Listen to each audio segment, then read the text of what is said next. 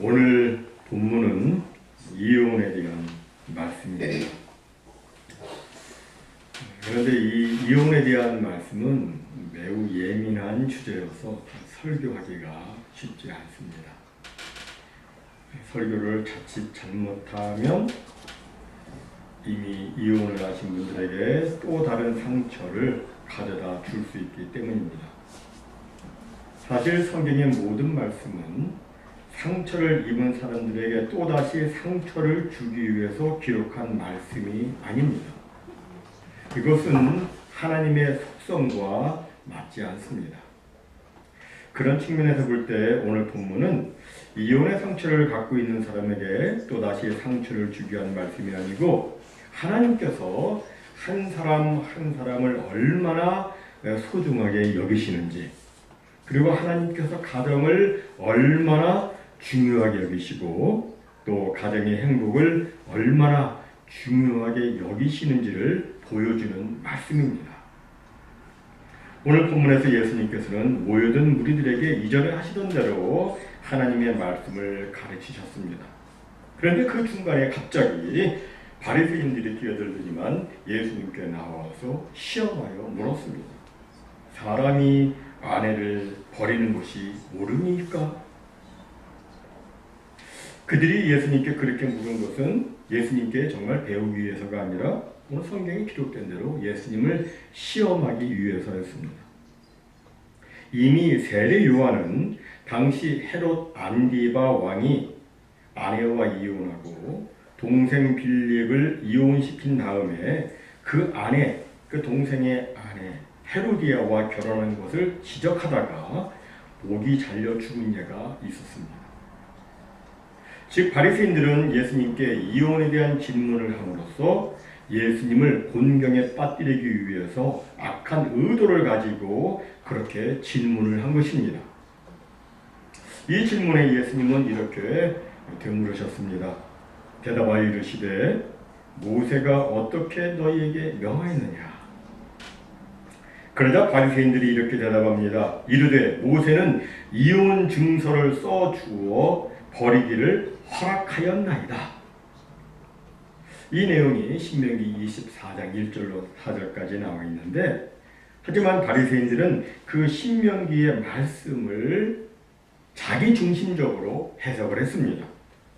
신명기 말씀의 핵심적 의미는 정말 어쩔 수 없이 헤어진다면 그냥 보내지 말고 이혼 증서를 써서 보내라는 것인데, 바리새인들은 오히려 그 말씀을 이혼 증서를 써주면 얼마든지 이혼할 수 있다는 식으로 해석을 한 겁니다. 이건 분명 말씀을 왜곡한 것입니다. 그런데 사람이 본래 그렇습니다. 사람은 같은 문장을 놓고서도 자기에게 유리한 쪽으로 확대 해석하고 분리하면 축소합니다. 당시 바리새인들은 이혼 증서라는 그 단어에 집중하면서 이혼 증서만 써주면 얼마든지 이혼할 수 있다라고 사람들을 가르쳤습니다. 이에 예수님께서는 모세가 왜 이혼 증서를 써주게 했는지 그 이유를 설명하십니다. 본문 5절에 보니까 예수께서 그들에게 이르시되 너희 마음이 완악함으로 말미암아 이 명령을 기록하였거니와. 다시 말해서 모세가 이혼 증서를 써주라고 한 것은 인간의 완악함 때문이라는 겁니다. 그때는 남성 중심의 사회였습니다. 여자를 버리는 일이 아주 흔하게 일어났습니다. 구약의 관점에서 보면 이혼에 대한 정당한 사유는 배우자의 음행, 간음밖에 없습니다. 그럼에도 당시 사람들은 아내가 밥을 태워서 남편의 식사를 망쳐놓았거나 반찬에 소금을 많이 넣었거나 집안 청소가 형편없거나 또는 아내가 남편한테 심한 말대꾸를 하거나 아내가 길거리에서 다른 남자와 대화를 나누거나 아내가 머리를 길게 하고서 얼굴을 함부로 보이거나 또는 남편 앞에서 시부모의 흉을 보면 이혼할 수 있다고 여겼습니다. 한마디로 그 시대는 뭐예요? 아내가 마음에 안 들면 어떤 이유를 갖다 붙여서라도 얼마든지 이혼할 수 있는 그런 시대였던 겁니다. 이런 시대적 배경에서 모세는 이혼하려면 그냥 이혼하는 게 아니라 이혼 증서를 써서 해야 된다라고 말한 거예요. 여러분, 이혼 증서를 쓰는 것은 쉽지 않습니다. 거기에 합당한 이유를 기록을 해야 돼요. 합당한 이유, 모든 사람들이 납득할 만한 이유를 기록해야 되고 또 공증을 받아야 돼요. 이것은 뭐예요? 정당한 사유 없이, 합당한 사유 없이 너희들 이혼할 수 없다, 그런 얘기예요. 모세가 이렇게 이혼 증서를 쓰게 한 것은 합당한 이유 없이 함부로 이혼했던 당시 남성들의 악함 때문이었습니다. 그리고 동시에 그 시대 여자들을 보호하기 위해서였습니다. 요즘에는 여자가 이혼을 당하게 되면 위자료도 받고 자녀 양육비도 받고 또 밖에 나가서 여자가 짝을 잡고 일을 할 수도 있지만, 당시에는 이혼하는 순간 여자는 생존하기도 어려운 그런 상태로 전락하게 됩니다. 평소에도 여성의 지위가 낮은데 이혼까지 하면 여자는 약자 중에 약자가 됩니다. 이런 배경에서 이혼 증서를 주라는 것은 여성에게 아무 잘못이 없다는 것을 공증함으로써 여성이 앞으로 생활해 나가는 데에 조금이라도 도움을 주기 위해서였던 거예요.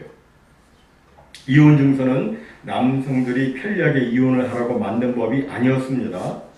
이것은 이혼의 길을 열어놓은 것이 아니라 가능하면 이혼을 하지 못하게 막는 법이었습니다. 그런데 당시 바리새인들은 이것을 왜곡해서 이혼 증서 주면 이혼할 수 있어 라고 이혼의 합법성을 주장했던 거예요.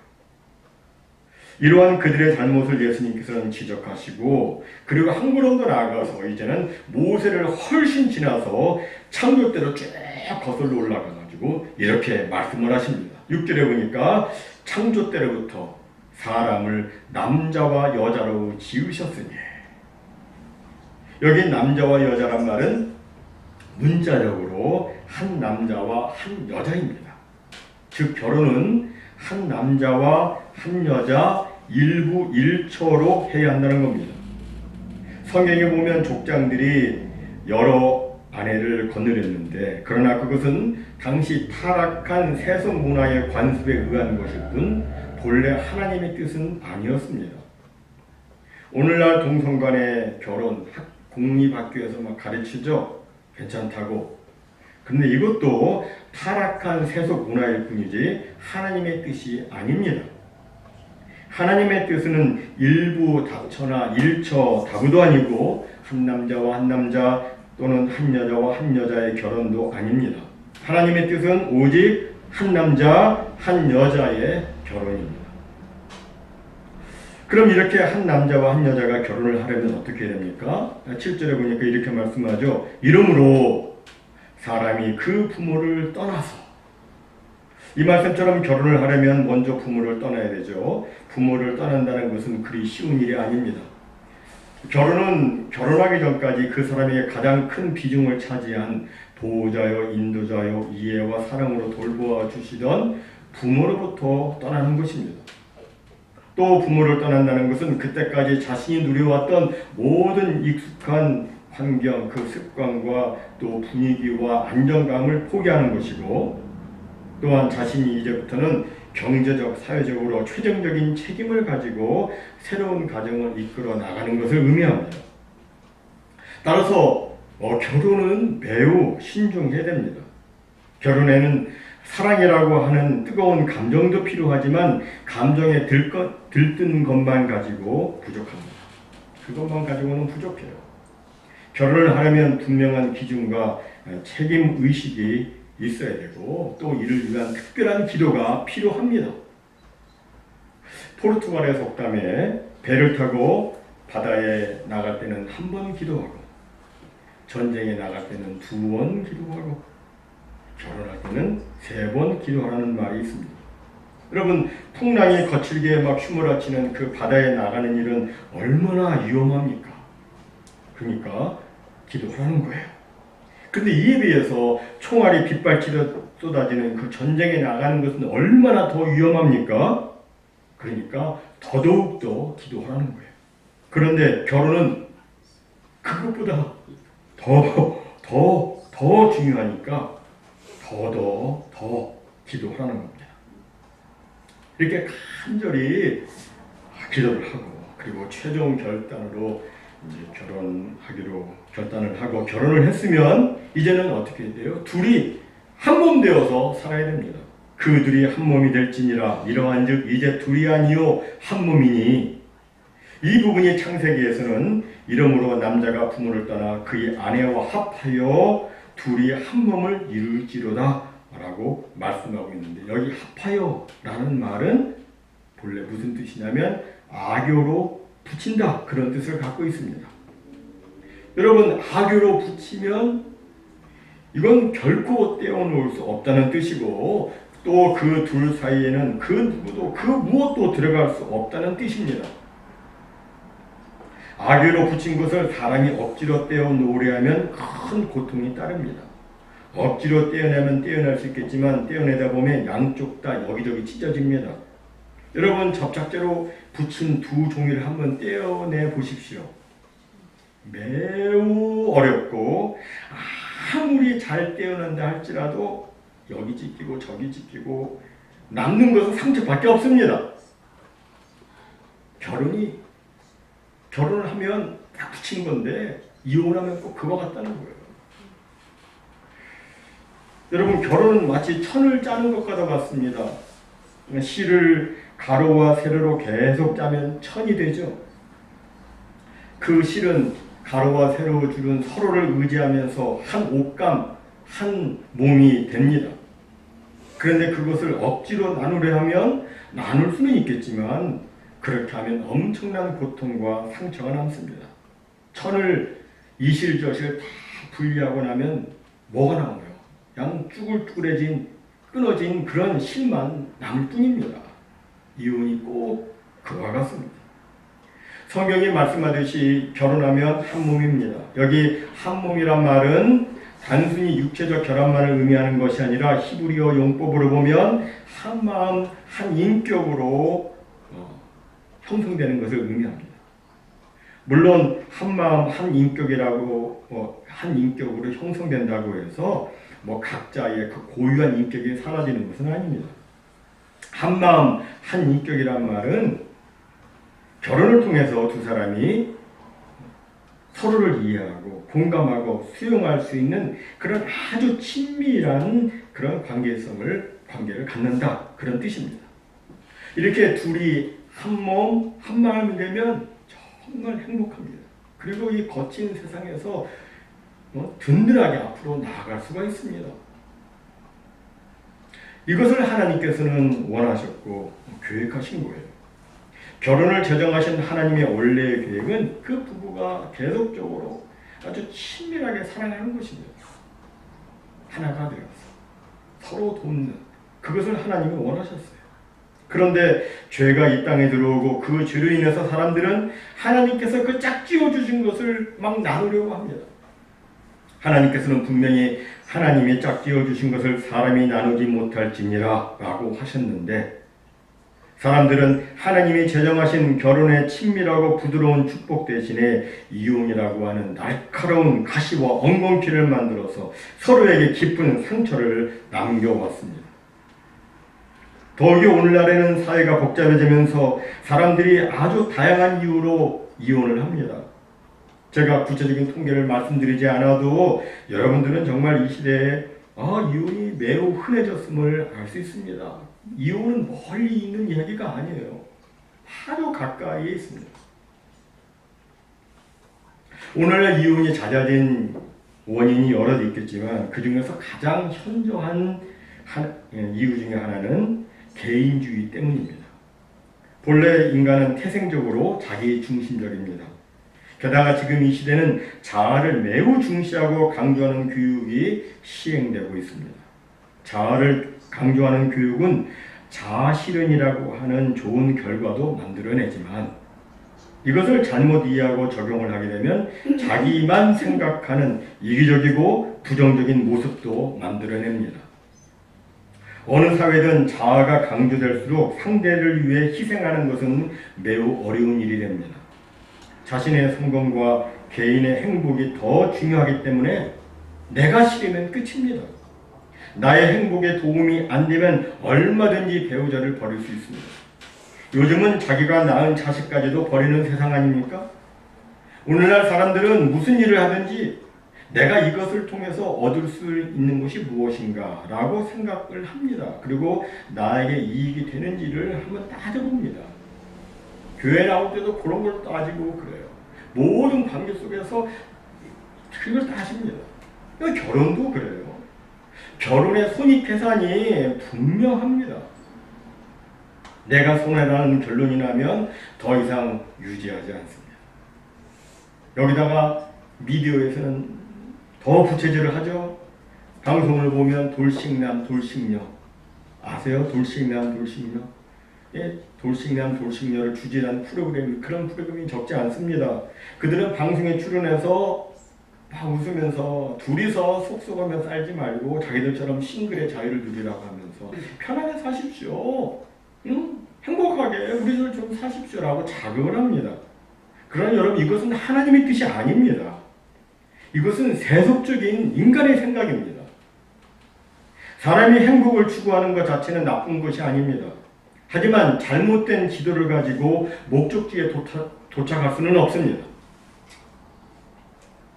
행복에 도달하는 바른 기도는 돌싱남, 돌싱녀의 말을 듣는 것이 아니라 하나님의 말씀을 듣고 하나님의 법에 따르는 것입니다. 하나님의 법은 나를 내려놓는 것입니다. 자기를 희생하는 것입니다. 하나님의 법은 우리가 예수를 믿는 그 순간부터 자기 중심적 삶에서 그리스도 중심의 삶으로 옮기는 것이고, 또 결혼도 이와 마찬가지로 우리는 결혼하는 그 순간부터 나의 행복이 아닌 배우자의 행복을 위해 희생하며 헌신의 삶을 사는 것입니다. 미국 역사 가운데 가장 존경받는 3명의 대통령이 있다면 조지 워싱턴과 에브라함 링컨과 그리고 프랭클린 루즈벨트라고 합니다. 그 중에 루즈벨트는 미국의 대공황을 극복한 인물이죠. 그런데 이 루즈벨트가 39살 나이에 이제 소아마비 증세가 나타나면서 제대로 걷지를 못하고 나중에는 이제 휠체어를 타게 되었습니다. 그때 그의 아내 엘레노어 루즈벨트에게 한 친척이 찾아와서는 내가 정말 많이 생각해서 하는 말인데 이혼을 한번 생각해보라고 이렇게 말했습니다. 그때 엘레노어는 이런 유명한 대답을 했습니다. 제가 사랑하는 것은 남편의 다리가 아닙니다. 저는 남편을 사랑했습니다. 저는 남편의 다리 때문에 결혼한 것이 아니라 남편을 사랑했기 때문에 결혼했습니다. 그의 다리는 우리 관계에 아무런 영향을 미칠 수가 없습니다. 그렇습니다. 결혼은 그 순간부터 나의 행복이 아닌 상대의, 배우자의 행복을 위해서 희생하며 헌신의 삶을 사는 것입니다. 이제 말씀을 맺고자 합니다. 우리가 이미 살펴보았듯이 이혼은 하나님이 원하시는 바가 아닙니다. 하나님의 원래 계획 가운데 이혼이 없었어요. 하나님이 원하시는 바가 아닙니다. 하나님이 원하시지 않는다는 말은 이혼은 뭐예요? 이혼은 죄다, 그런 뜻이에요. 그러나 여러분, 이혼은 용서받을 수 없는 죄는 또 아닙니다. 물론 이혼은 많은 대가를 요구합니다. 이혼은 자신과 상대방에게 그리고 자녀와 가족에게 매우 가슴 아픈 상처를 남깁니다. 그럼에도 불구하고 이혼은 용서받을 수 없도록 사람을 영원히 파멸시키는 죄는 아닙니다. 왜냐하면 하나님의 은혜와 사랑은 우리가 죄인 되었을 때 베푸신 은혜와 사랑이고 우리가 연약할 때 베푸신 은혜와 사랑이기 때문입니다. 하나님의 은혜와 사랑은 그럼에도 불구하고의 은혜와 사랑입니다. 우리가 죄인이지만 그럼에도 불구하고 우리가 연약하지만 그럼에도 불구하고 베푸시는 은혜와 사랑입니다. 이게 하나님의 마음이에요. 그렇다면 우리도 하나님의 마음을 가져야 되죠. 따라서 우리는 이미 이혼하신 분들에게는 어떻게 해야 돼요? 따뜻한 마음으로 대해야 되죠. 그들이 그 이혼의 상처에서 속히 회복되도록 그렇게 도와줘야 됩니다.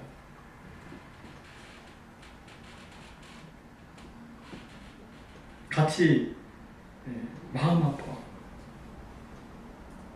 비판하는 것이 아니라 같이 마음 아파하고 이혼하는 과정에서 얼마나 힘들었겠어요.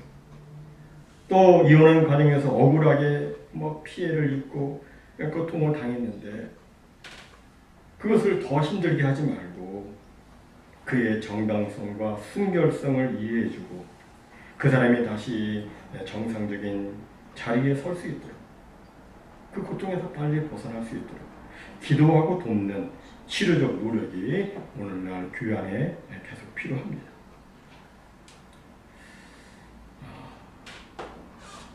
그러나 최선의 방법은 이혼을 예방하는 것이겠죠. 이혼을 예방하는 것이 가장 최선의 방법이고, 그리고 이미 이혼을 해서 혼자 사시는 분은 고린도전서 7장 11절에 기록된 대로 그대로 지내든지 다시 본 남편과 화합하든지 하는 것이고, 그리고 이미 이혼을 해서 재혼을 하신 분은 다시 이혼하지 말고 현재의 남편과 더불어 행복하게 사는 것이 또 최선입니다. 사랑하는 성도 여러분, 사람들이 이혼하는 것은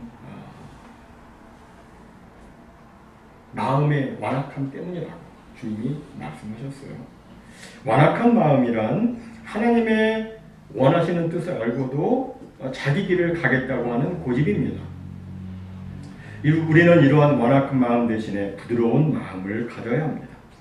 부드러운 마음이란 상대의 약점과 허물까지도 받아들이는 성숙한 마음을 의미합니다.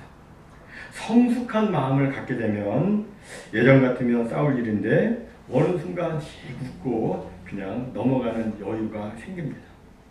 이 성숙한 마음은 예수 그리스도에게서 나옵니다.